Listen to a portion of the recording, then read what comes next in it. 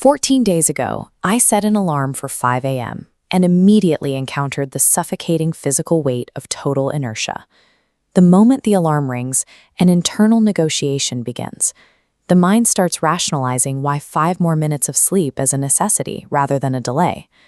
Relying on a specific emotional state like motivation creates a point of failure in any new system. When that emotion disappears, the system collapses.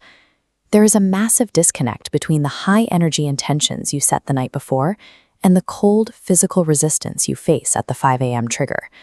A week ago, I reached the lowest point of this timeline. The internal friction was so high that I spent the morning justifying why I should quit. This chart tracks motivational attrition. It shows the rate at which your emotional drive depletes as it faces daily friction. While your drive peaks on day 1, it steadily crashes toward a critical quitting point as the novelty of the task wears off. Surviving this initial phase requires the complete abandonment of motivation, because human emotion is too unreliable to withstand sustained stress. On day 14, the experience completely changes. The alarm goes off, and the habitual mental struggle simply doesn't happen.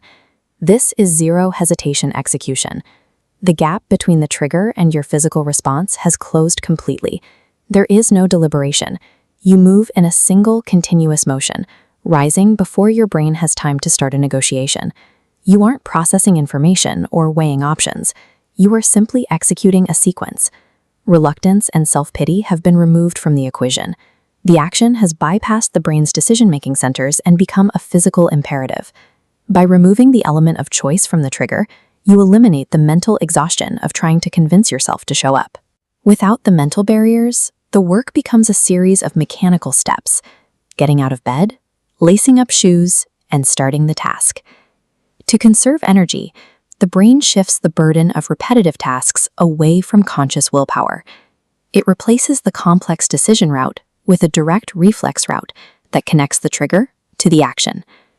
Over the last 2 weeks, the subjective experience of this routine has transitioned from an agonizing conscious effort to a seamless pattern. The physical effort required remains the same, but the internal friction needed to start the work has vanished.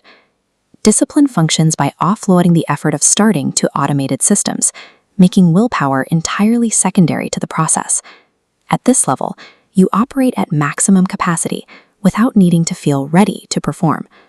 Systemic habit provides a baseline of consistency that fleeting emotional hype cannot sustain. A system-based approach ensures that you show up regardless of external variables or internal moods. Completing the 14-day timeline represents the successful installation of a new operating system. These results follow the logic of compounding. The curve stays flat during the reprogramming phase, but takes off once the action becomes automatic. Tangible progress is now the predictable outcome of daily repetition. Discipline is forged in moments of deep discomfort. By showing up when you don't feel like it, you build a psychological architecture that makes the act of showing up a default response.